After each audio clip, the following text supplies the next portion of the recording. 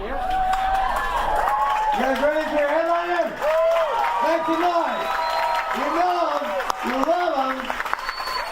Here's the guy you're going to see, Mr. NormMacdonald.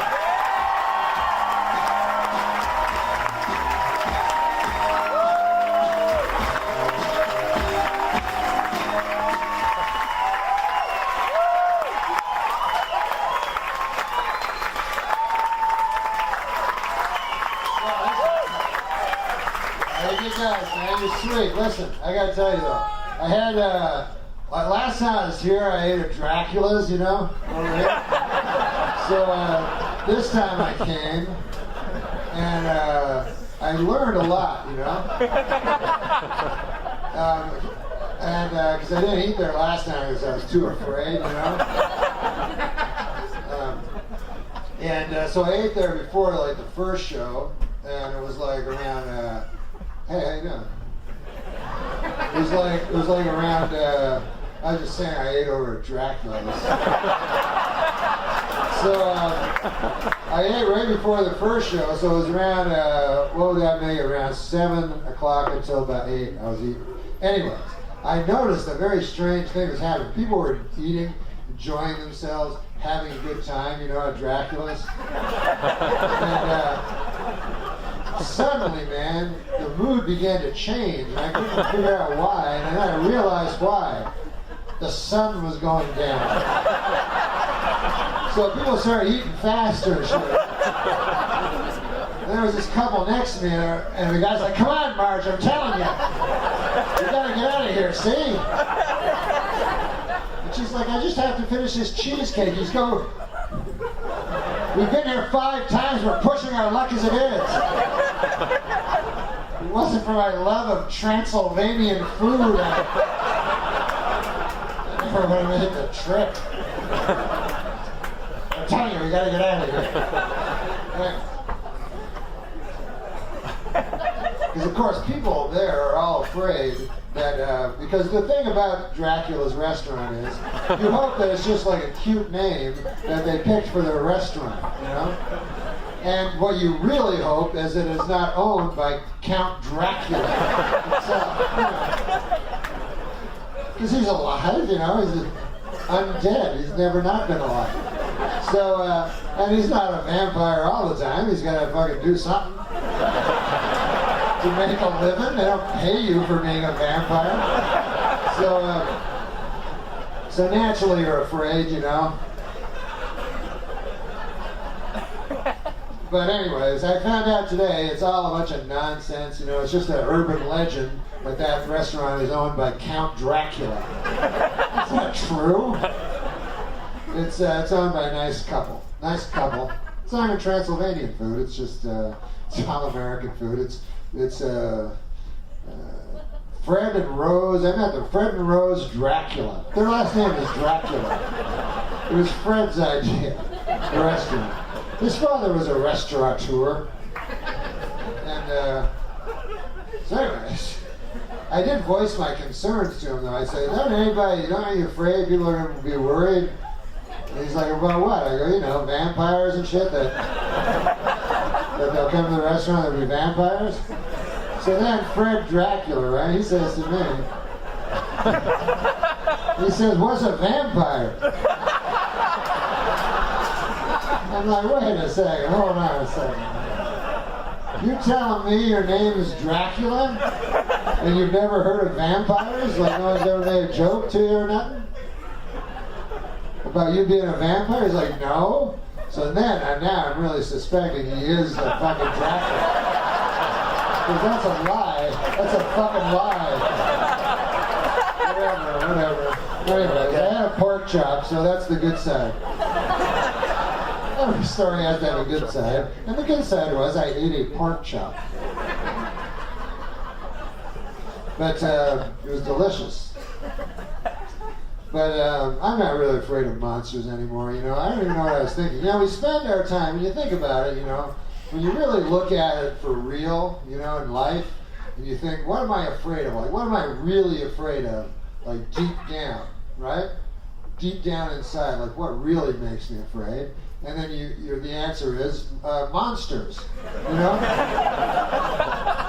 But then, like when you fucking stop to think about it for a moment, you go, are they really that frightening? You know, a monster?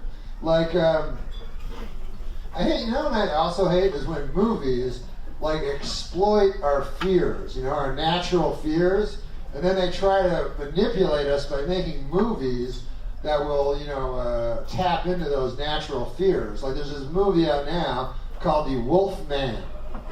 And that's tapping into our natural fear of wolfmen. You know? And I'm afraid of a wolfman as much as the next guy, you know?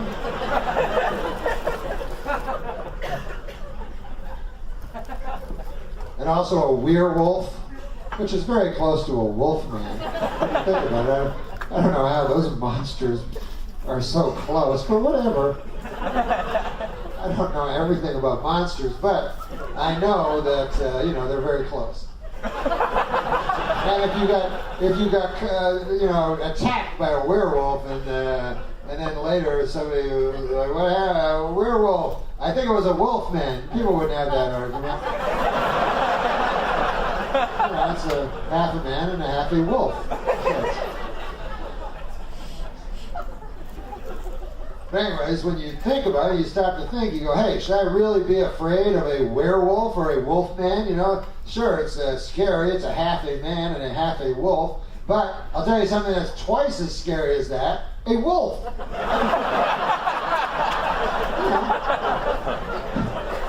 We don't spend our nights feverishly worried about them like we do the werewolves, you know? But at least if you're a half a man, then when he's a man, you can fucking talk to him. You can deal with him, you know? Offer money. They like money, men, you know? But a fucking wolf, he'll just eat you. That's how they do. Anyways, whatever. And, whatever. Ghosts, you know, you're supposed to be so fucking afraid of them. And I was never afraid of them. I don't like to say I'm the bravest guy in the world. I mean, I like saying it, but I've never been afraid of ghosts. Even as a child, I was never afraid of them. I'd see them on the TV and everything, you know. But for some reason, they didn't scare me like other people, because to me, they're just, they come in, they go, ah. But first of all, they're fucking invisible, like they're transparent. You can put your hand through them. That's not something that frightens me about someone. You know. The other guys that scare me, you ever see those guys where you fucking can't put your hand through the fucker? Those guys can do you damage. You know? But a ghost is like, ah, you're like, alright, whatever. You startled me again. Nice to see that. We've lived in the same house for the last 2 years. I'll be hovering over your bed tonight, okay.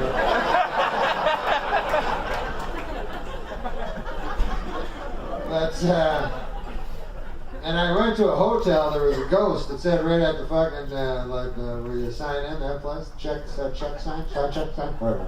They had a little sign that said there's a ghost lives in the hotel, see? And her name was Mary with the blue dress. They had a little, like, a fucking thing. And you'd think they wouldn't put that on, but, you know. Yes, they do. And so the story with Mary is she had been hatcheted. Someone had hatcheted her years ago, you know, and in the hotel. And so she was haunting this hotel, you see, and because she had been hatcheted in the hotel. I don't know if she was hatcheted in the actual hotel, but, you know. She could have been hatcheted like in a nearby ditch, and then she said, I'm not haunting a fucking ditch. I'm gonna go down the ways they have that hotel. Hang around there for a while and startle people. So she went down, anyways, whatever. And I never saw her, she never visited me. There's only so many rooms, as the desk clerk told me when I was trying to get a refund. And she didn't have her around my bed. But anyways, Mary with the blue dress, who I was also got in an argument with the front desk guy because I said, I really think her nickname should be Mary the Ghost. Because that to me is her most like, you know, I've seen ladies with blue dresses and shit. I think her transparency and her being dead is more, you know, more unique to Mary. Some old blue dress. Those complaining ghosts, you ever notice that? Oh, it's fucking carping about something, yeah? You're like, what? What the fuck are you complaining about today? What's your story again? I got hatcheted. Yeah, whatever. What was that, 300 years ago? Then they're like, you don't understand. I'll never be at peace until I have to find a guy, or else I'll never be at peace. I have to walk through the world all not at peace. You know? And then you're like, well, me too, you fucker. You think life's a donkey ride to heaven over here? At least you can walk through walls and shit. You know, you can do cool things.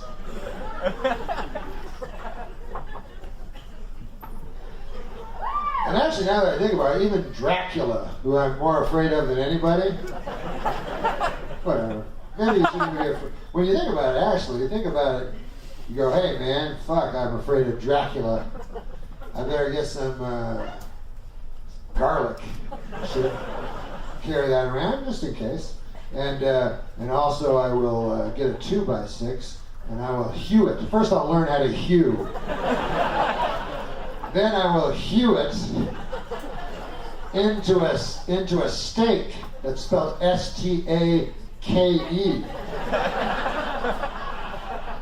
And then when I finally see Dracula or one of his minions, you know, then I will place that sharp stick pointed part between his breastbones and with the wooden mallet that I've also hewn, I will with all my might slam that steak until it breaks through the deadly vampire's chest cavity, or just splits his two ribs and breaks through his heart and smashes his heart. You only have a moment to do it, you know. It's very tough to do. You have to get it right on the right part, and if you fuck up, the vampire will bite your neck, and then you will have eternal life. It's not that bad when you think it through. It's really not, you know, you're not going to lose that much if you miss. You live forever. I don't know. Maybe we shouldn't even be afraid of vampires. Now that I think about it.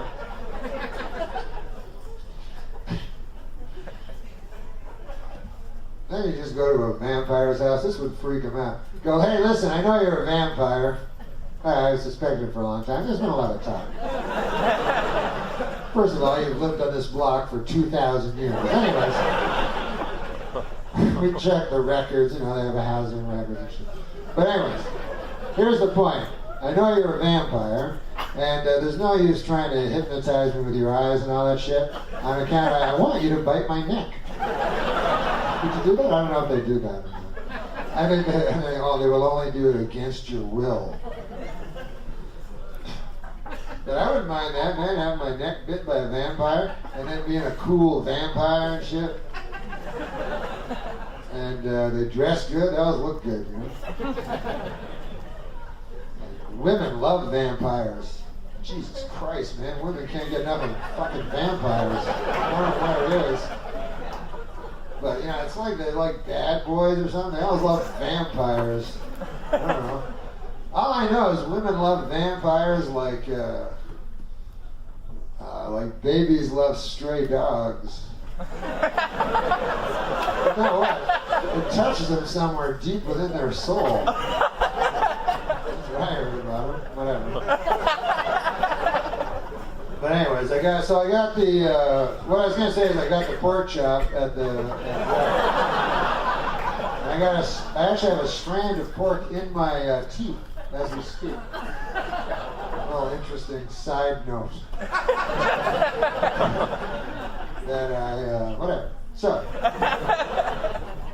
as I do my show, you can watch for this. This will be a little something extra. You can see a little subtext. As I do my jokes, I will also be brushing my tongue against this one tooth, trying to get that fucking strand out of my strand of pork. That's interesting. And then I'll eat it. That's what I do when I go. Some people consider that gross. I even myself kind of consider it a little gross. But still I do it. It takes me, because sometimes it'll take like an hour. I'll chew it out, and it tastes different than the pork that you had. It's been basting in plaque for a while, which you would think would be gross, but isn't. I mean, I think it would be if it was a whole meal, but just a little strand, whatever. But I had the pork chop, and I was thinking, because this girl I know who is a vegetarian, you know, which most vegetarians are girls, I guess. But I like pork. And she is a vegetarian, you know, so she only eats the vegetables. And I don't know if you've ever like suddenly realized that the other person's right and you're wrong? Like, have you ever suddenly realized, you go, hey, everything I've ever thought in my life is wrong. Not everything. Not everything, but just that one thing. Just one thing. Forget when I said everything. Because that's a whole separate scenario. By the way, if you ever do wake up and you realize that everything you've ever thought of in life is wrong, I don't know what to advise you. You probably should just go down to the rope store at that point and just buy a length of rope, because it's not going to get any better. It's not like you're going to start being right kind of track record. Just go to the rope store and get a length of rope, and then go to the stool store and buy a stool. You need a stool. It's very important. And some sort of notebook store. You'll need a pen, but I think at the notebook store, they'll probably have a pen. Anyways, then you go home and you hang yourself. It's funny too, people always go, you know, it's funny to, you never wonder what those people are thinking about you. You never understand why a guy would hang himself, because none of us ever have. But actually, it's pretty easy to understand, you know. But people, one thing I don't understand, like, people hang themselves for two different reasons. One, to escape the worthless sham we call life. That part I understand completely. The other reason that guys hang themselves is to whack off. That's like a newer one. The other one about the worthless sham of a life, that's been going on forever, but lately, they've come up with a new one. And the reason to hang yourself. But, and listen, I like whacking off as much as the next guy. I'm not going to stand up here saying,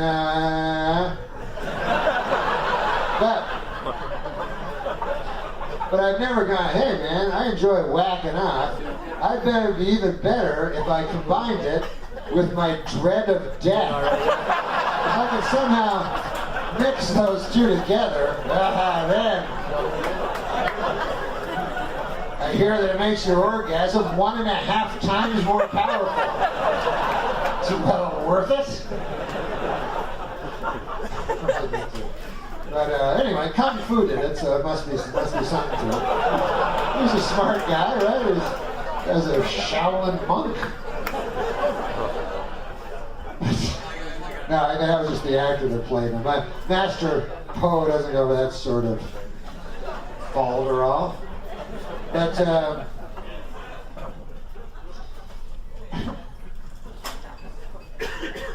whacking off is an odd thing. I saw the, but forget about that. I want to talk about the pork chop because I ate the pork chop and it occurred to me, something occurred to me, you know? And this is what it was, that when you eat at a restaurant, it is different than when you eat at home. You know what I mean? Like you would never eat at home. Go, hey, I'm gonna make me a pork chop, man. In my skillet, I'm gonna cook it up so it's nice and hot on one side. Then I'll flip it over, get hot on the other side. I'll flip it over again, get hot on the other side. And but while I'm waiting for my pork chop to get nice and hot so I can eat it, I think I'll eat a big fucking loaf of bread. I'll be retarded. You know, slather butter all over that. I'll eat all that. And then that'll make me hungry for that 2 pounds of pork I'll be eating after. So, that's not right. And I noticed that, another thing that was different was, after the dinner, the guy came with the dessert. Now, when I was young, you people are young, and I am old. But when I was young, one time I saw this old guy, when I was fucking 6, 7. This had nothing to do with shit. None of it does, really. It's all a bunch of gibberish. But this is what happened. When I was 9 or something like that, I was like 8 or 9, my dad took me to Las Vegas, Nevada. I was just a little young boy. And he took me to see this guy, Danny Thomas. Have you ever heard of that guy? Oh, old guy. He was even old then when I was a fucking... So anyways, I went to see him with my dad. So his whole act, he was like, when I was young, he was all mad on it. And we're like, what? And he's like, things were different. And so his whole big long set was how when he was young, his father used to kick him in the pants a lot. He'd say pants instead of ass, because if he said ass, half the room would have walked. That's what kind of audience it was. So he'd go, so that was basically his whole idea. When I was young, like the other day, my daughter was sitting and watching the TV. I come in to her, and I said, you turn that off right now. And then she said, I'm keeping it on. And I didn't do nothing, you know. Hey, when I was a kid, if I said anything like that, my dad would give me a kick in the pants. So then my dad would go, goddamn right. I just sit there, what is it? Does it kick people? What? Man. So what I'm trying to say is that when I was young, you are young, but I am old.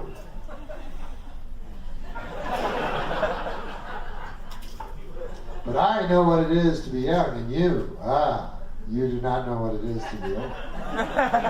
No, but when I was young, pot was something that you cooked your green beans in.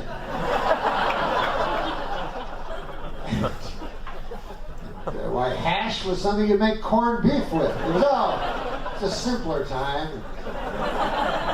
Acid was something that, I don't know, when somebody made a pass at your wife, you'd throw it in their face. You always had to carry their vials, as I remember. Some sort of acid-proof vial. But it was simpler back then. And ecstasy was just a feeling you had. It wasn't some sort of... Now it was a feeling that infused your entire viscera with enthusiasm. You know, it was just, you felt ecstasy, you know. Usually after you threw that acid in the guy's face. After all, he wasn't entirely without fault when you think about it. Made a pass at your wife. But no, what I was going to say was, when I was young, this was how dessert worked, because this is what the guy brought me after the pork chop, brought me dessert. And in the old days, when I was young, a guy would come up and go, hey, what do you want for dessert? An apple pie or a cherry pie? And you go, I'll have a cherry pie, and the guy would bring it to you. But now, it's all different. Like the guy came today for me with the dessert, and he has a whole tray, you know, of every confection known to modern bakers. And, he's holding it there in a tray, you see. And he's like, what would you like? Okay. Did you leave enough room? Like, they talk all fucking different than when they had the pork chop, you know? They talk with all these sexual undertones, like, may I tempt you with a... Why is that like that for? What do you... Some people play along, they're like, oh, you bad man. I do that shit, because... Like, decadent. You know, why are you saying decadent? Why are you saying these things? I'm a fellow and you're a fellow. What's going on here? We're still talking about desserts, right? I don't want to end up blowing you in the bathroom or something. That's not going to happen, is it? I can be tricked as easy as the next fella. I don't want to be in the fucking bathroom, but hey, wait a second. I thought we were talking about a raspberry torte or something. I don't care much for you, fella. I don't care much for you at all, I'll tell you that right now. Look, my word is my bond, so I'll continue, but I don't care much for it at all. Just reluctantly. I'm just doing it.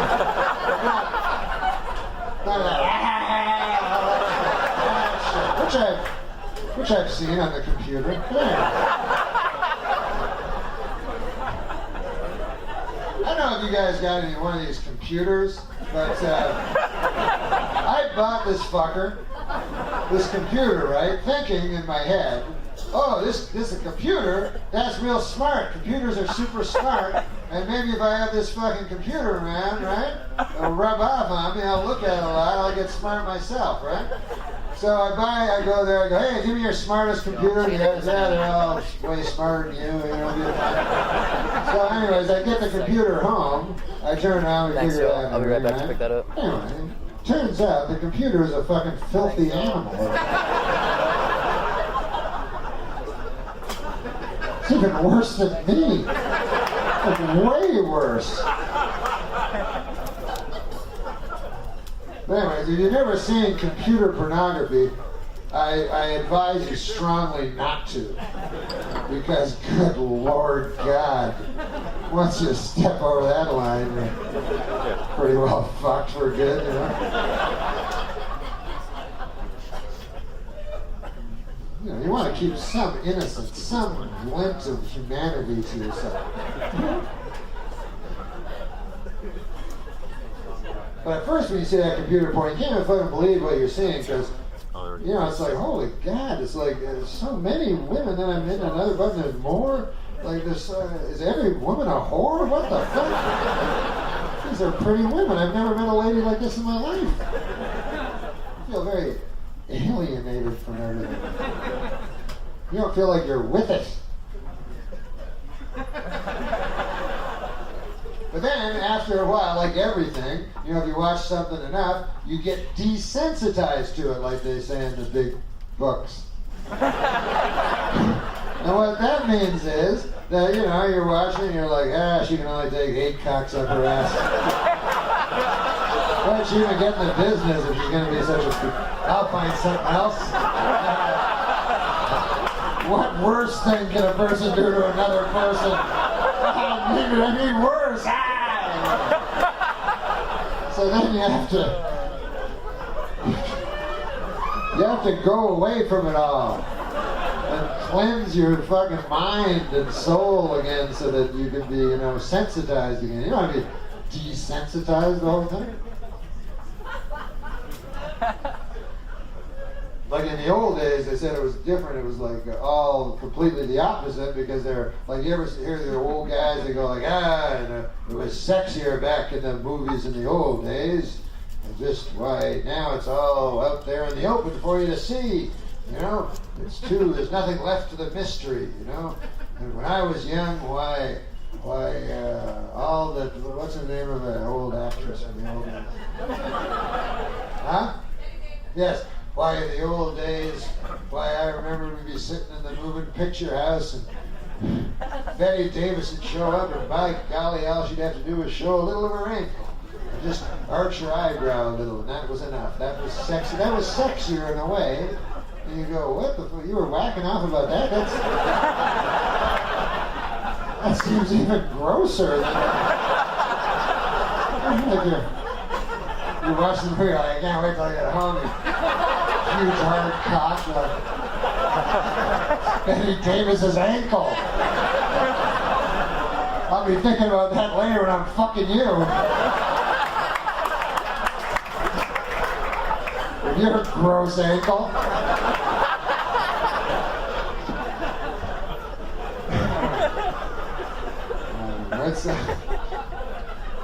It's whacking out, so everything's it's ridiculous.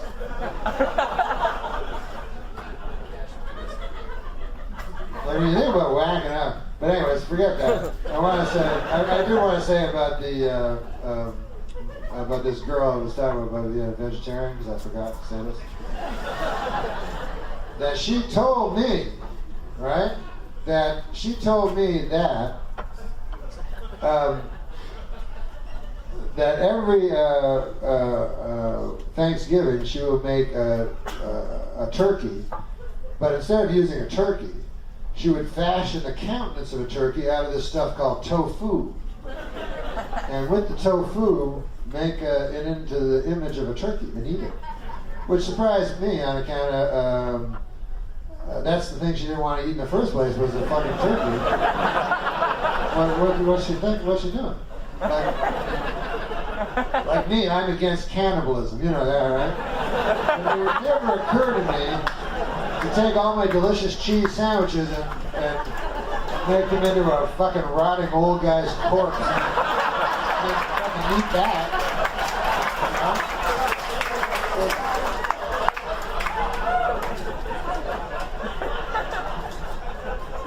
Now, I'm glad you clapped, man, because I'm proud of my anti-cannibalism stance. I'm serious, man. It's important to me. There's things in my life that are important to me, and one is to spread the message of cannibalism. And listen, I believe that the education really is the only way. So what I do is, and you can look this all up on the fucking www Google shit. You'll see that I do a lot of benefits and all that shit for anti-cannibalism. And what I do mostly, though, I love to work with the children in the school. So I go to schools across this great nation, and I tell the kids, I go, listen, you know, if you think it's cool to eat some fucking guy, if you think that's going to make you a cool guy at school, you know, I mean, it will for a while. You're a fucking guy. Of course, you know, there's going to be talk about you. But, you know, you're going to have some, press for a while, probably for a long time. But there's a bad part to it. You know, whatever. I try to get them to listen. That's all I can do. I realize that standing up on stage, talking into a mic, and acting like a retard isn't enough in life. Now, so I've taken on these what do you call them, benefits or good things. What do you call them? Whatever. Charities, all that shit. Because before that, I'll admit to you, like, other than my charity work, I'm a rather empty individual. Like, I travel around the country because I do stand-up comedy. See, so I go from town to town to town. I do two things. I'm a stand-up comedian, plus, a lot of people don't know about this about me, I'm a dangerous drifter.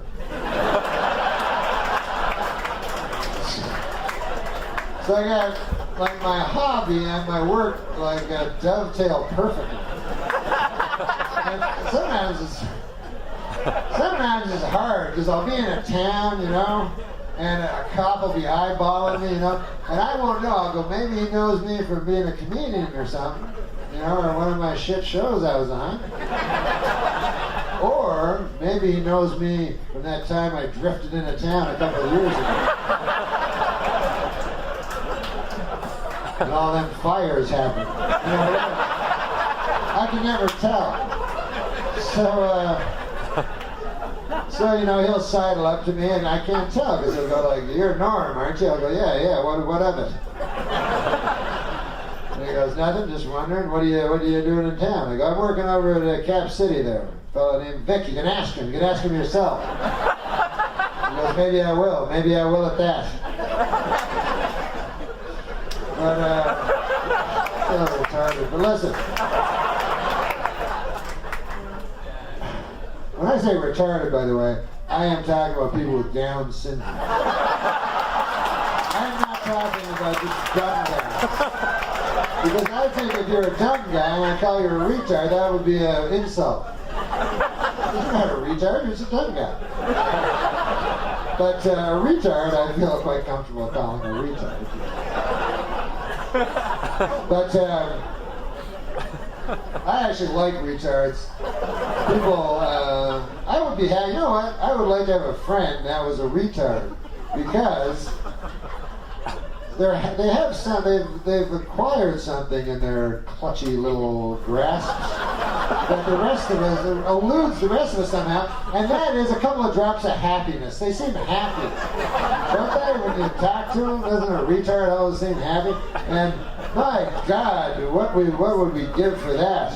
You know, all our fortune, you know, we would give for happiness, for goodness sakes.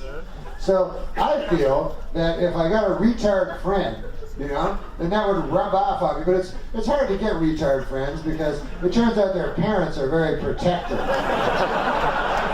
not talking about a child, we're talking about an adult retard. I don't know, apparently. I feel, because I have a hard time like getting that happiness, and I just say whatever.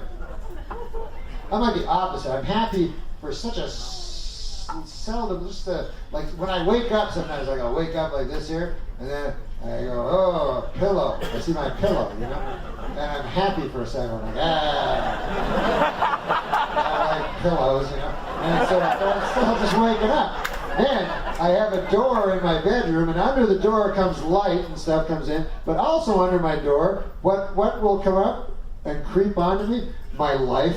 It comes under the door, my life comes, it's all over me. I'm like, what the fuck is that? What the fuck is that? What did I do that for? Holy fuck. It hurts. Why does everything hurt and shit? I gotta get up, and then I fall to my knees. I gotta fucking please, God, anybody. And then I think about a retard going, I like bananas. I go, God damn.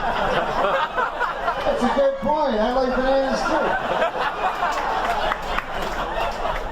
They're yellow. Fucking right they are, retard. They're yellow. Bananas are yellow. I never looked at it that way. Then I'd be happy. Anyways. Enough of that. I want to talk about my charity work because I'm not really here to talk about fucking jokes and all that shit. Like, I think that's important to a point, jokes and all that shit.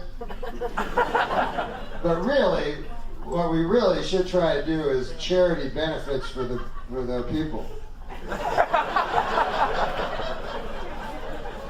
And listen, like one of them, I like popular ones, like cannibalism, for instance. Pretty popular.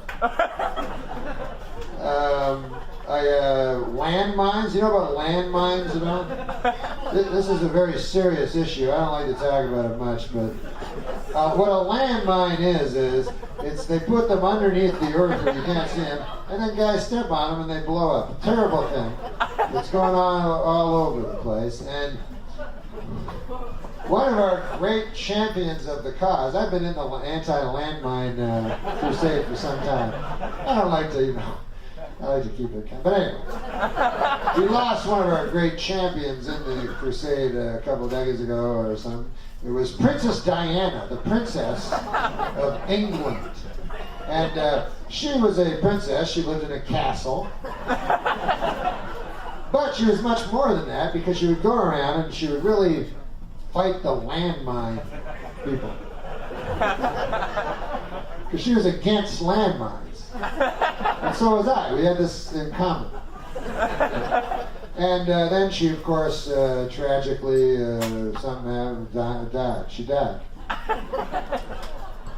Everybody was sad.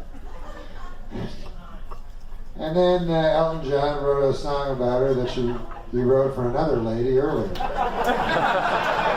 don't know why the royal family wasn't unhappy about that, but whatever. Guess he was under a time crunch or something. They're like, how you doing with that thing, Elton? You got that song for, Princess Diana? What? Oh, yeah. No, yeah, I was meaning to get a... Yes, I did write it. Here it is. Wait, this is beautiful. And she lived her life like a... Ooh, that seems familiar. This isn't that fucking thing you wrote for Marilyn Monroe, was it? No, I changed some of the words a little bit. It's a little bit the same. It's identical. It looks like exactly the same. Well, I was thinking, Marilyn Monroe. Oh, she died, lived her life. Remember how she lived her life like a candle in the wind? The guy's like, yes, of course I remember that. She lived her life. She was out crazy, man, doing all kinds of pills and everything. And so such a vulnerable, waifish spirit to her while she was in the grinding mechanism of Hollywood that just crushed her down. Well, she lived her life like a candle in the wind. They could at any point extinguish, you know? And then Elton John's like, yes, exactly. But what does that have to do with Princess Diana? Well, she lives her life like a candle in the wind. She's in a castle, and she wakes up. Then a butler comes out. Well, it's not quite the same, but... Thanks a lot. But everybody is like a candle in the wind when you think about it. Anything can happen. All right, Elton, you can happen.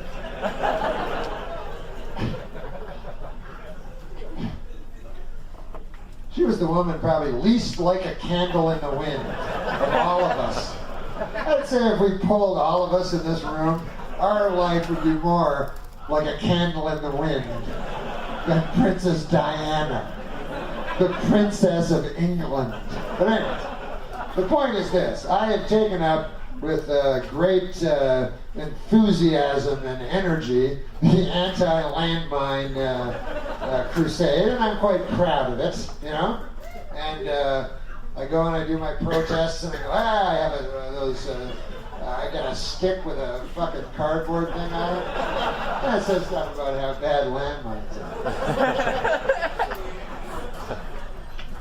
And what's good with a very popular cause like that, we have a lot of people behind us, is that you don't often see a counter-protest. Because that's what you don't want when you go to a protest.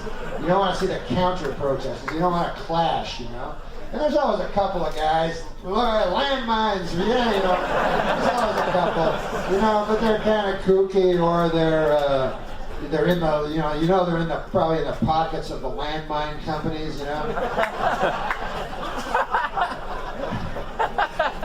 I don't mean to get all Bill Hicks on you or anything, but listen, I gotta be serious here. If you think the landmine companies in this country care about you,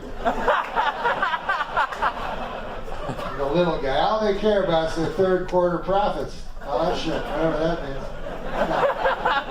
No, seriously. I don't want to fucking break your bubble or anything like that. But all the landmine fucking companies are interested in you is if you blow up on one of their landmines. That's how they make money. Every time you step on a piece of grass that you think's grass but is actually a hidden landmine, and then you blow up, there's money in their pocket. You can't be that naive here. Good Lord.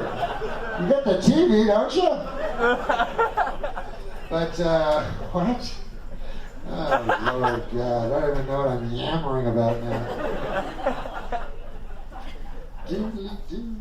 So, anyways, what else? I've established that I'm against cannibalism, I believe. And unless, this is an interesting thing about cannibalism, you think you're, very anti-cannibalism until it comes up. And then it's a whole different thing. it's easy, you know, to have these limousine liberal beliefs about how bad cannibalism is when there's plenty of delicious cheese sandwiches to be had.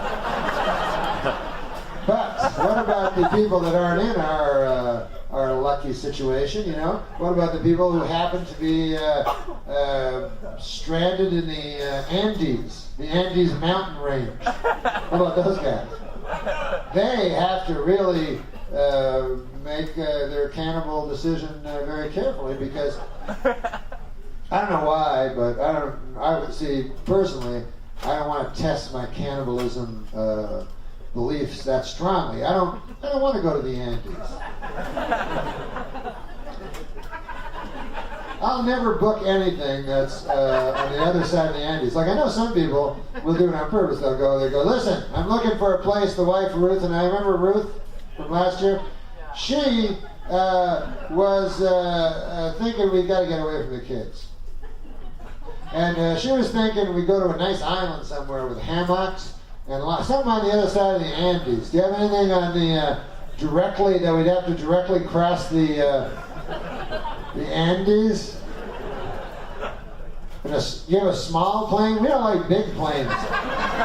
Ruth enjoys small planes, and in the dead of winter, that's when she likes to fly.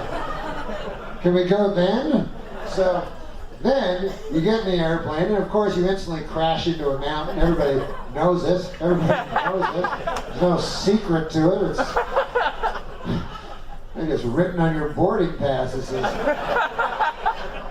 way over a mountain. And so then you crash into the mountain. And you have to wrestle with your conscience because, you know, there's guys to eat, you can eat. And most guys, I think everybody wrestles with their conscience. That, you know, I don't think maybe there's one guy who goes, hey, I'm going to fucking start eating people right away. I'm going to eat that fucker in 42E. He's dead. And everybody else is wrestling with their conscience, and then by the time they decide to eat, there's just one fat guy. A bunch of bones everywhere. But that's not what happens. People struggle. They wrestle with their conscience, you know, for a long time before they decide to finally, you know, eat the guy in 24E. And I don't know if you've ever wrestled with your conscience before, but it's you know, it's something that's, I don't know, man. It's hard to wrestle. Well, you know, it's harder to wrestle than your conscience, if you think about it. If you had the choice. Don't wrestle a professional wrestler.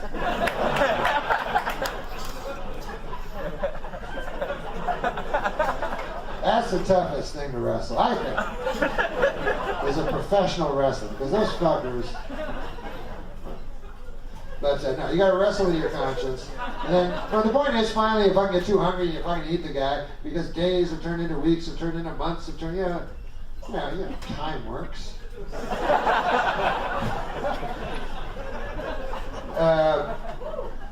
Yes, then becomes now.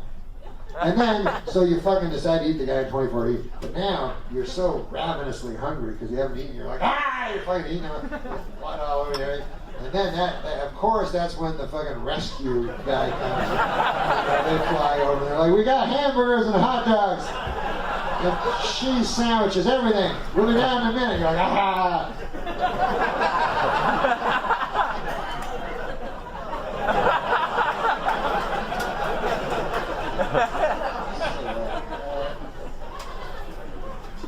Man, it's,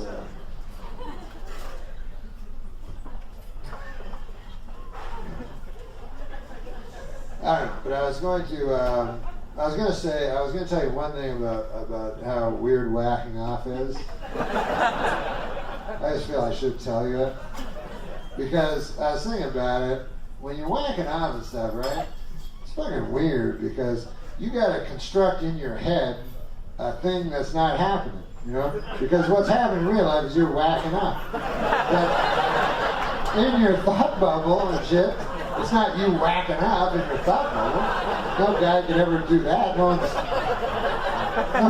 that enlightened, you know.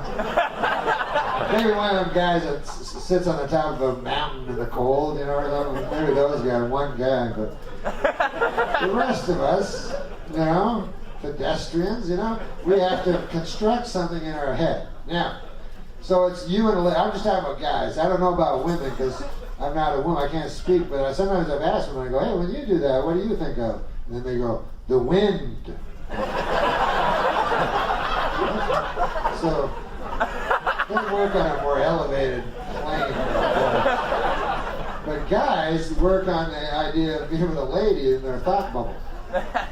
So, and it requires an enormous amount, obviously, of self-delusion that you can actually, you know, even paranoid schizophrenics have trouble coming to the point of actually achieving orgasm over some imaginary event. But, and I don't have a huge imagination. Like some guys can like whack off to like Victoria's Secrets or kind of Playboy or something like that. But I can't do that. It doesn't work. I don't know why. I mean, it's always the same thing. Like I'm like, and then my thought bubble, I'm like, hey there, Victoria's Secrets lady. I'm over here and take your underpants off. I'll give you some. What? No, you don't want to? Okay, goodbye. Why would you? I don't know what I was thinking. Sorry about that underpants comment. So I can't sustain the disbelief in that. However, the girl that works in the 7-Eleven 3 blocks from my apartment, the fat girl, you know her? You don't know her. You don't know her. But anyways, her name is Marjorie. And one time, 6 months ago, I got a bag of sour cream and onion chips. And she's like, I like sour cream and onion chips too. But she looked at me like in a weird way. I'm like, that's different, man. I've talked to people about chips and shit before, like how we both like the same type of chips. But believe me, there's something else going on here. You guys have a sense of this, right? So, anyways, the point of it is, Marjorie, in my mind, I fuck her all the time when I'm whacking up. And she knows nothing of it. And I would never want her to know. So if you ever bump into her, don't tell her. You know, this is the place I go to get my supplies, my 7-Eleven stuff, you know. So I don't want to complicate the issue. And, you know, I know I'm withholding, I'm not lying to her, I'm just withholding truth, you know. Because I believe it would be rude going, I fucking jizzed all over thinking about you last night. Remember the sour cream and onion? But, so I just leave it like in reality as a normal thing. And in my thought bubble, all this crazy shit, and I memorized her face from that time when she said she liked the sour cream and onion chips, and she was like, she had a very, it didn't look like that probably, but it had a very specific look to it. So anyways, I use that face a lot. And then, so I construct this crazy thing in my head, and I'm wagging up. But then the weird thing is that after it's over, it's all gone, you know, it's all just drifts away, and you realize the unreality of it. But at the time, you're like, and you're like, hey, how you doing there, Marjorie? Come on in. I see they give you a couple hours off there, huh? You know, the 7-Eleven? Is that right, huh? Why don't you fucking come on over here and get right now? And sometimes I'm mean. I don't know why I'm mean to her. But I am. I'm awful. She's like the sweetest girl, you know. And I would never talk to her like that in real life, but for some reason, like, I'm going to show you a sour cream. So, I don't know why I'm like that. Because I'm most gentlemanly toward her in real life. But anyways, and then I feel like I can do anything, treat her any way I want, because it's in my thought bubble, and I'm like, hey, go get a friend of yours, it's a different race, bring her back. And then she goes away and comes back, I'm like, I do all this crazy fucking stuff.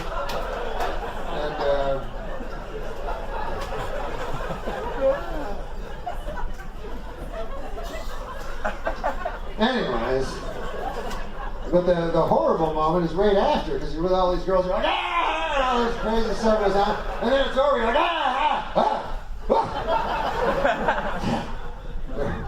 There were no women.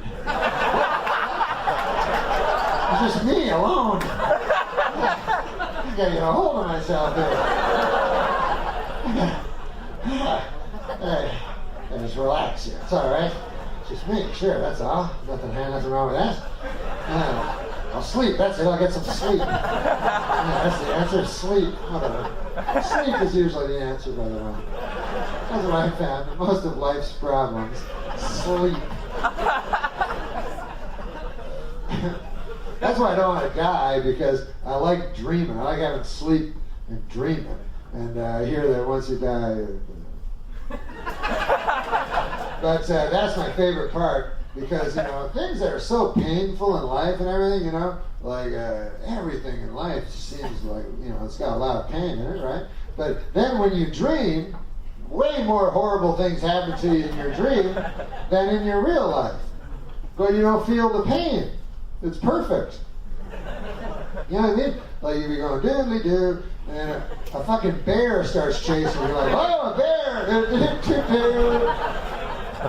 It's got my leg, you know, but it's not like a real bear. It's not like shit's pouring out of your ass. And you're like, ah, you know?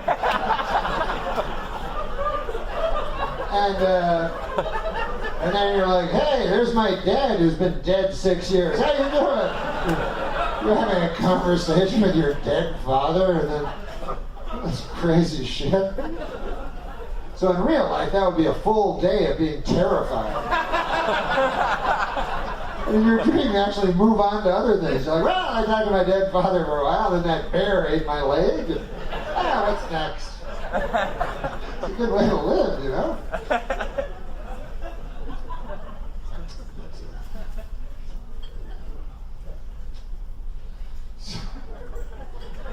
I don't know.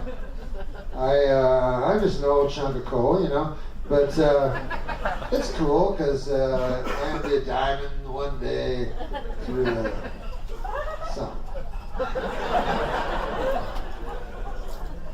I myself am a Christian. Everybody's got some fucking religion. And I find lately, whenever I tell somebody I'm a Christian, they look at me like I'm a retard. Like when I was young, everybody'd be a Christian, so it didn't matter. You just go, just be what type of Christian were you? Go, what are you? The guy go, I'm a Lutheran. You go, what are you, retarded? I'm an Anglican. You know. But now, it's not in vogue. And I think people sometimes too with Christianity, because I don't know, like I like the scriptures, you know, they're cool to read and fun and stuff. But sometimes people get like mixed up between Christianity, which is just a book of stuff to read, you know. That's cool. Jesus, cool, God. Can't get much cooler than that dude. Even if you're not Christian, if you met that guy, you go, I kind of like him. Seems like a nice fella. But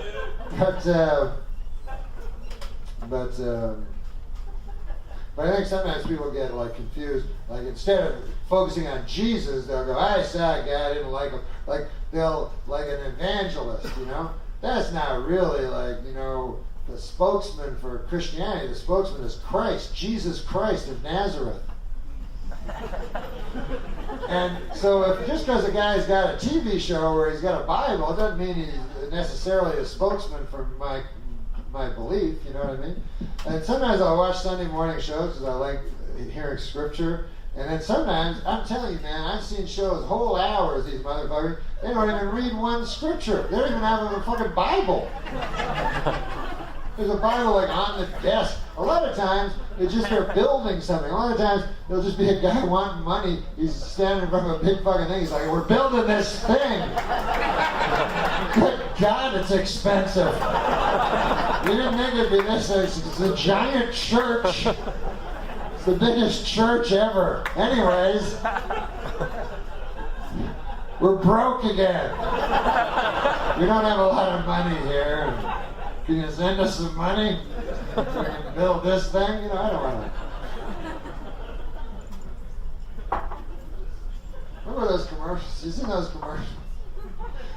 What were those commercials? It's got to be bad when you get commercials where you're the old guy in the commercial. You're the old guy. Like I saw Lee Majors. Like, you know, he's a $6 million man. That fucker. When I was young, he was a $6 million man.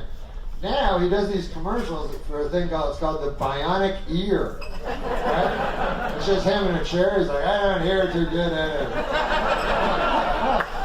That's a bionic man. Like, would you like a bionic ear? And you're like, I don't think it's the real one. I think it's just a hearing aid. The bionic ear you could hear in fucking Portugal. I remember that episode. Like, well, whatever. I don't hear too good out of this one. Oh, that's too bad. Too bad you couldn't have just not come back on TV. That would have been better for all of us.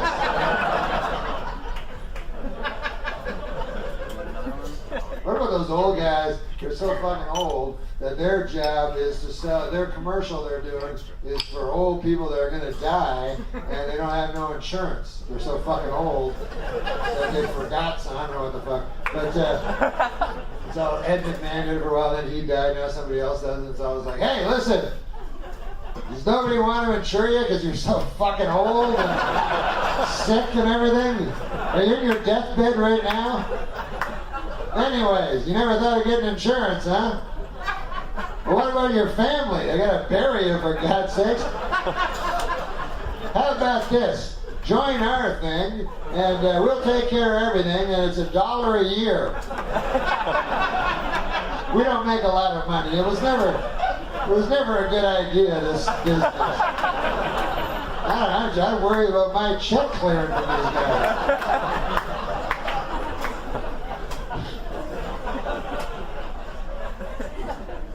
You know you're old when you're doing that. You think about dying a lot like me? Something runs through my mind day and night. Survivors of my death.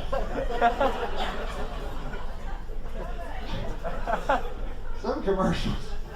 What about commercials those commercials are so self-evident that they're, like I saw, this is a real popular commercial now. You see all the time, some guy comes on and he goes, hey, you ever think of buying gold? You're like, yeah, I guess. It's valuable. Historically, gold has always been worth a lot of money. You're like, I know that when I retarded.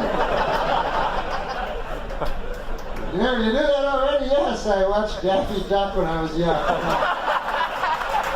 I know gold is worth a lot of money. What the fuck? You think of buying any? Well, of course, maybe. I don't know.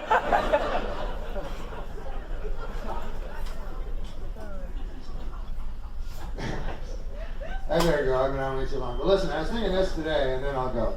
And it's not very funny.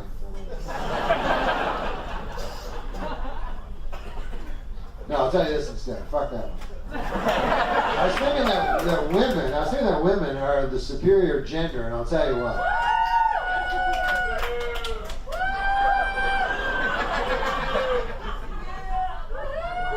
Proving they're the inferior gender while I try to make my point. No, the reason I think women are the superior gender is simply because they can create life, you know? And what can we do? Eat a grilled cheese sandwich or something? Creating life. What can we do that could possibly compare to that? And I think it's amazing. And a woman can actually create life, and all she needs is like a dollop of cum, and she can create actual life, life that sustains itself. A guy can't do that. You give him a dollop of cum, he's like, hey, what are you doing that for? What did I tell you about that, Frank? It wasn't funny the first time. Who told you it was funny the first time? It's never funny. Or they laugh it up hungrily, whatever. I'm not here to judge, but either way, it goes to naught. That's my point. But and yet women can actually create life. Like everybody makes fun of the octomom and stuff like that, but to me, I think that's the most unbelievable thing you can do in life is create it. And if I was a woman, I would be holding that over guys' heads all the time. I'd be at parties, I'd go, hey Fred, what are you working on now? Well, I work down at Eggers Bank there, Marjorie. I work for old man Eggers. Yeah, I'll tell you what I'm working on there, Fred, is I'm creating life right now. Human life is the highest form of life. I'm creating it. As we speak, actually. I've created it twice already, so I know it's probably going to work. But,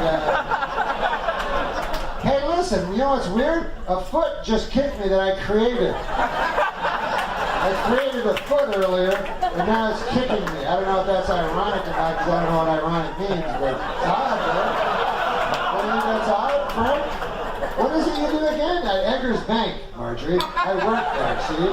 And Mr. Eggers says I keep working there good long enough. You got an office next to his, I can be in. Really, it's interesting, Frank. Listen, I want to tell you why I create life. Because it's not selfish as you might think, you know. It's not just me trying to... What I want to do is I want to propagate the whirling cinder we call Earth. I want to people it with grandchildren's grandchildren's grandchildren of mine so that they can blush to the prose of Pushkin as I do. I don't know. I'm doing it for posterity is what I'm trying to say, Frank. What about you again? He goes, listen. Well, the upshot of it is this, Marjorie. I'll be plain with you. I bring papers into Mr. Eggers' office at the end of the day. Stack of papers about yay big. Then I go away for 20 minutes and I come back. And old man Eggers, he's got less papers for me from the papers that I give him. That's all I can tell you, Marjorie. Now, they told me there'd be sandwiches at this party. That's what a fella said. He said that they had sandwiches that are cut, and they cut the crusts off, and they're in triangles with really toothpicks. Now, that's what that man said, Marjorie. Anyway, that vignette, it obviously shows Marjorie in a better light. It doesn't have a sharp, ending. I'll admit it unravels a bit at the end. What the fuck? I'm not fucking Aesop. Just sometimes things don't work out perfectly, you know? What? Whatever.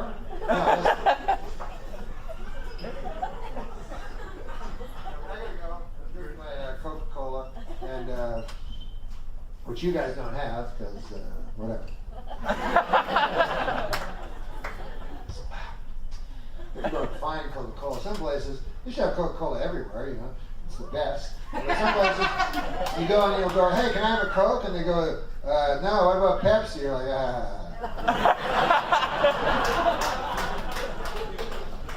Because I think people think that if Coke is your favorite drink, which it is for me, that Pepsi would be your second favorite, but it's not true. Pepsi is your least favorite.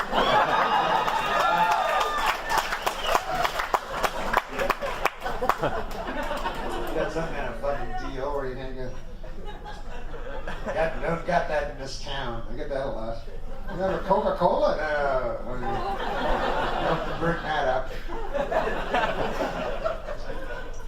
And then when you know what, they're fucking Pepsi, go, well, what other soda you got? They go, you like root beer? Well, I'm not 8. I guess I could drink a root beer, but I don't have anything else. They're like, what about Sierra Mist? You're like, I was going to ask. I was too afraid to ask. I didn't dare ask because I thought you'd say no. That's my favorite beverage, Sierra Mist. I'll be in the fucking restaurant with the wife and get the swordfish and they say, what do you want to drink? I say, Sierra Mist. So we don't got none. I go, fuck this joint. What kind of hen house horse shit? Honey, get your coat and I'll pull around the car.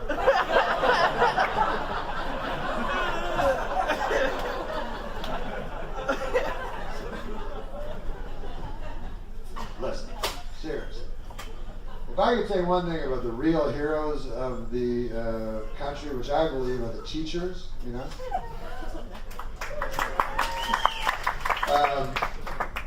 I don't believe they're the real heroes. I just spoke again. I think the real heroes are the real heroes.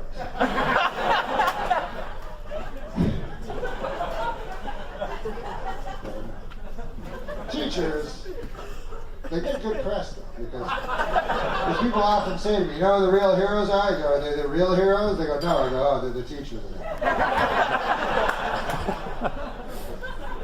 It's counterintuitive that it doesn't seem like a heroic job, but yes.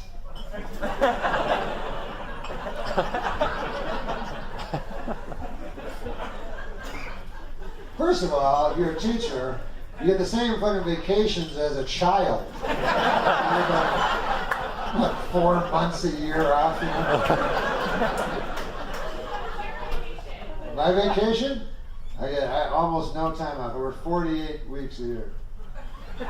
4 weeks a year I get off. What about you? You're not one of those fucking teachers, right? She seems like a teacher. Now, are you a teacher? What do you teach? What grade? High school. What grade? What grade? No, but what grade? Not so easy when it's the other way around.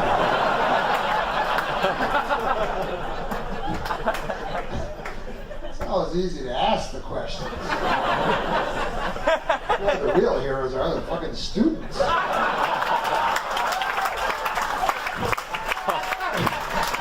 have to answer the question. Now, what grade do you teach? 9 through 12. So you need a grade 13 education.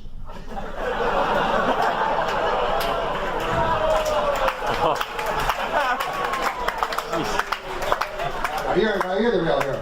No, you're the real hero. No, I'm just kidding. You're the real hero. Her husband said, "You're not the real hero. Shut the fuck up."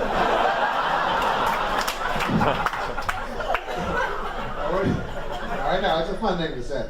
But what do you do? What do you do for a living that your wife's the real hero? What? You know you're not the actual real hero, don't you? You look obsessed. Did you see how upset she is? So you actually feel you're the real hero? See, I think you've disqualified yourself a little. Because I believe real heroes don't think they are.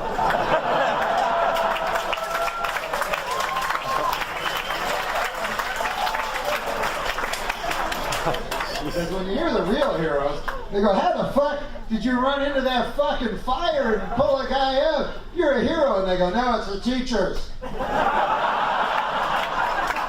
Not me. I'm a little scared now. I gotta go lie down. Gotta pull the guy out of a fire.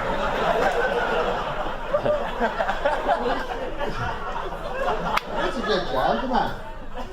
Everybody's shorter than you. Are you gonna work it? They have to do whatever the fuck you said. No, I'm sorry. What did you go ahead? What? Girls that never call you a retard. Oh. Well.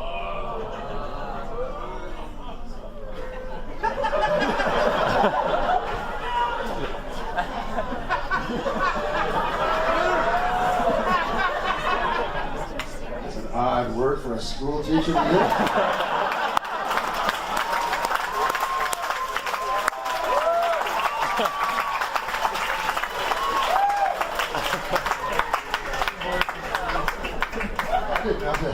People that were teaching our young children were bandying around words like retard. I'm just kidding. No, they do a lot of good. You know what I read actually though? A serious statistic. They actually fuck more students than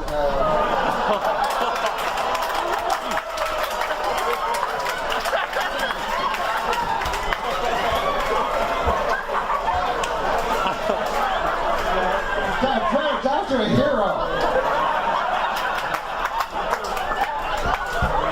Well, they actually fuck more students, if you can believe this, than priests. You know how priests?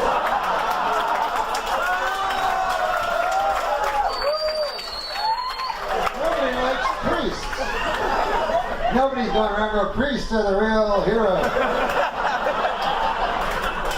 And yet, actual priests, who I know, I'm not a Catholic, but I know pastors, you know. And my God, they most of them that I know do the Lord's work. You know, I mean, they go out and they're in hospitals and stuff, and they're doing stuff, and for no money, you know, and no recognition, and it's got to kill them. Like going, yeah, people think fuck kids. You know.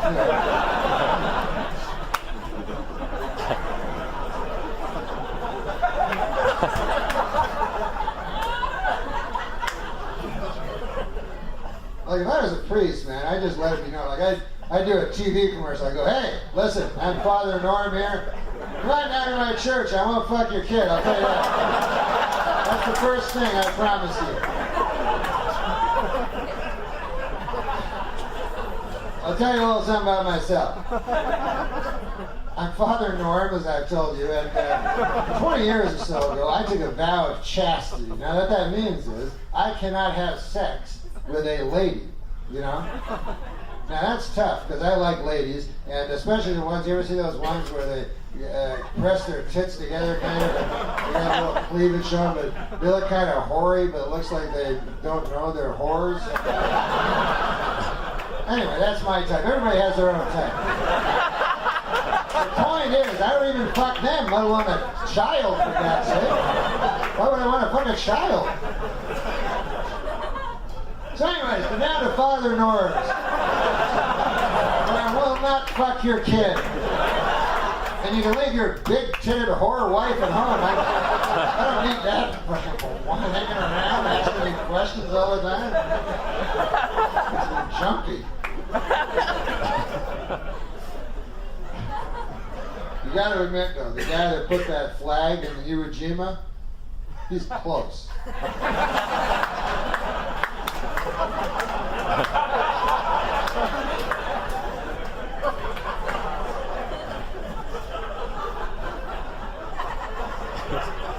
Look at that guy went to the moon. He didn't know that when he got there, the fucking spacecraft would crash, or there'd be moon aliens or shit like that. I mean, I know he's not. I know it's not grade 11 biology, but I mean, it's something. It's something.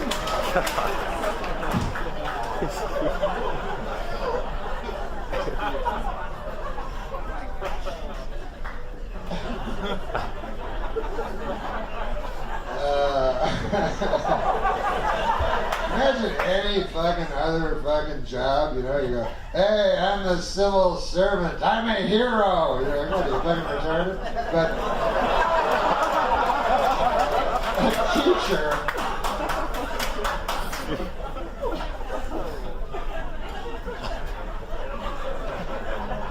memorize this shit. Back tomorrow, and then you gotta tell it to me. I remember everything I say and then repeat it to me. I got some problems for you. I know you're a child, and that you don't have any problems. That's the cool thing about being a child, but guess what? You fucking got some now. On account of I've got some heroic work to do for you. Sure, you're nice lady. Very, very heroic. But, listen, guys.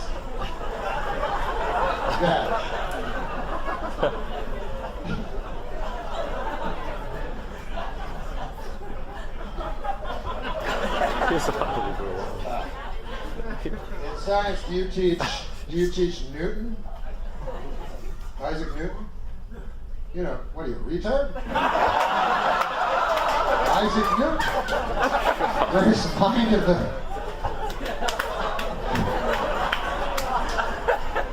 The hero that called me a retard is actually a retard herself. Everything's turned on its elbow. I'm sorry, what? A treadmill? Have I seen one? Wait, I don't even get it. It's not good when people are groaning and I don't understand it. No, have I ever seen a treadmill? Yes, of course. You mean the things you walk on? Yeah, I've seen them millions of times.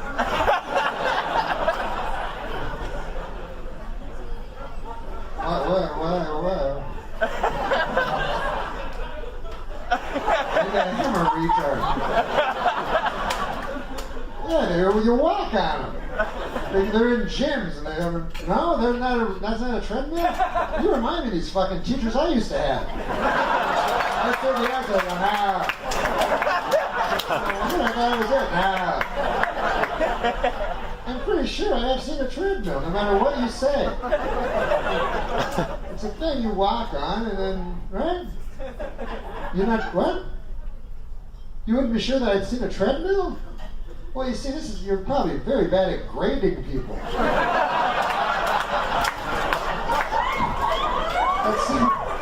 some point when you ask a student a question, and they give you an answer, well, you have to take them on faith. Well, there'd be no motive for me to lie about that question.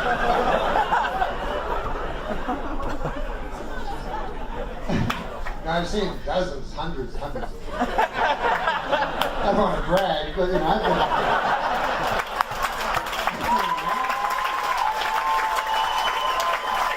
I've been around. I've seen fire, I've seen rain. I've seen treadmills you wouldn't understand. Baby, I don't think I'll ever see you. What about those songs? This is what I was wondering about these singers, you know? Because I like country songs and shit. And people go, oh man, country, that shit, on account of, you know, it's about dogs dying and you're losing your car and all that shit. Becoming drunk, and I'm like, well, isn't that life? Like, that seems real to me, whereas other things seem fake, like rock. You know, every rock and roll, they're like, ah, doodly, oh, the woman broke my heart, I can't. And then you see like 100 women in the audience going,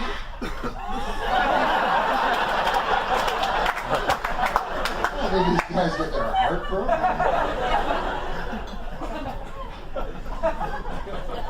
I can't get no satisfaction. Like, what? You're Mick Jagger.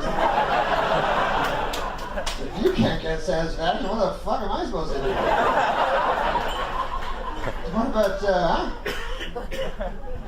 about fucking Mick Jagger can't get satisfaction? Is there any hope for Pepe the arthritic busboy?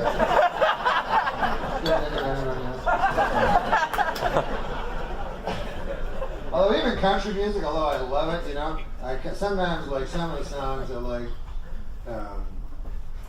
you know, like what gets me, what always makes me sad and cry in country music, my favorite song, is where there's an old guy at a bar drinking and shit, and it's on account of a lady left him.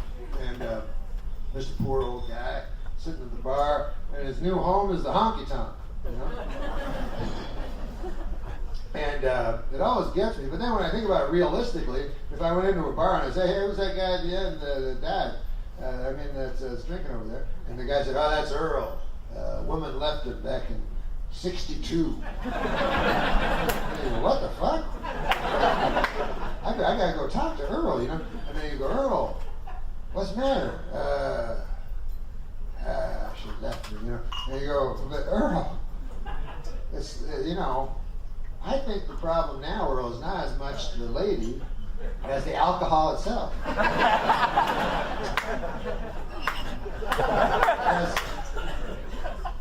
Do you even remember the girl's name, Earl? To be honest, let's just be honest here. It's about the booze, isn't it?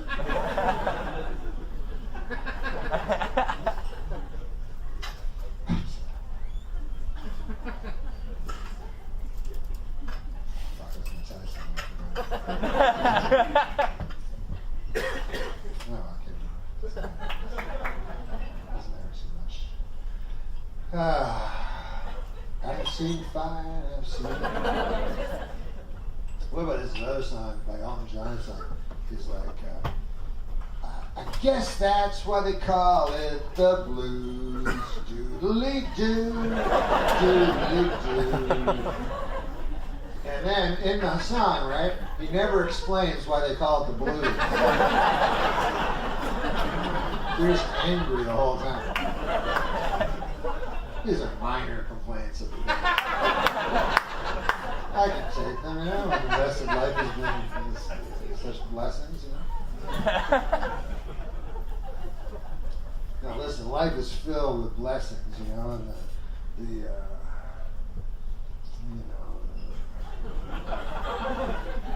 prayers go up like water, you know, evaporating up into the heavens, and then sometimes unanswered prayers fall down upon your face like and they sting a little.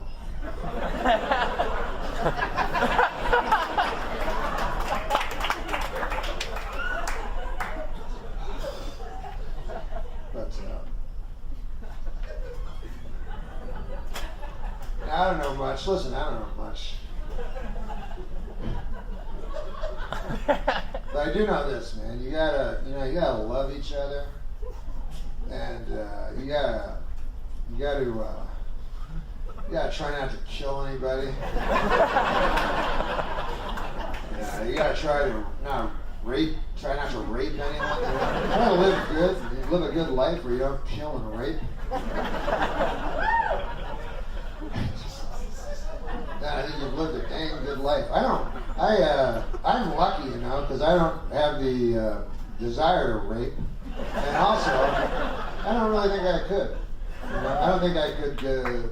I have trouble enough with when I lay down on top of the ladies, just getting through the bench. You know? And that's when they like me. You know, when they like me a lot. And even then, it's not easy for me. Keep my cock, like, you know. But if I had a lady that was trying to scratch my eyes out and shit, you know, that didn't like me at all, it'd be impossible. I'd be like, hey, easy. I get the point. You hate me, but making my cock a little bendy there, not working at all. I'm not cut out for rape. No, one time I know that because one time I had this girl. You know how if you're a guy and a girl says hey, you like something, then you pretend you like it. And she was like, yeah. She's like, I bet I know how you like it. I'm like, how's that? She's like, you like it rough. I'm like, yeah, but I don't. In my head, I'm like, yeah, because I was afraid she'd run away. So then I get her bag in my place. Holy God, I'm like wrestling her. Like, you're gonna try it. I'm like, oh God. My cock's completely bendy. I'm like, come on. She's like, yeah, you have to force it. I'm like, I don't know how. This is not, my heart's racing. I don't want to do this anymore.